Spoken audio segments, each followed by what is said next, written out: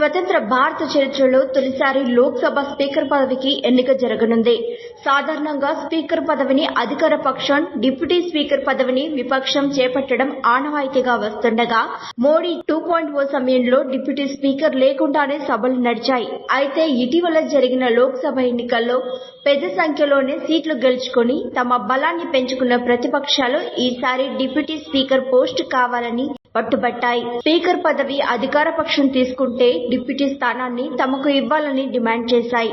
లేదంటే సభాపతి పదవికి తాము అభ్యర్థిని నిలబెడతామని హెచ్చరించాయి. ఈ క్రమంలో ప్రభుత్వం తరపున కేంద్ర మంత్రి రాజ్నాథ్ సింగ్, కాంగ్రెస్ అధ్యక్షుడు మల్లికార్జున్ ఖర్గే, ఎంకే స్టాలిన్ సహా పలువురు ఇండియా కూటమి నేతలతో వరుస చర్చలు జరిపారు.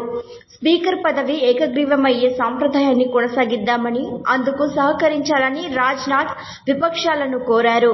అయితే ఇందుకు ప్రతిపక్షాలు అంగీకరించినప్పటికీ డిప్యూటీ స్పీకర్ పదవి తమకే ఇవ్వాలని పట్టుబట్టాయి.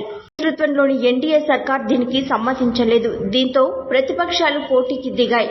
18వ లోక్సభ స్పీకర్ స్థానం కోసం ఎన్డీఏ తరఫు ఓం బిర్లా నామినేషన్ వేయగా, ఇండియా కూటమి నుంచి కాంగ్రెస్ ఎంపీ కె సురేష్ బరిలో నిలిచారు. ఇవాళ నామినేషన్ గడువు ముగియడానికి కేవలం కొన్ని నిమిషాల ముందు ఎన్డీఏ, ఇండియా కూటమి అభ్యర్థులు తమ పత్రాలను సమర్పించారు. ఫలితంగా స్పీకర్ పదవికి ఎన్నిక అనివార్యమైంది.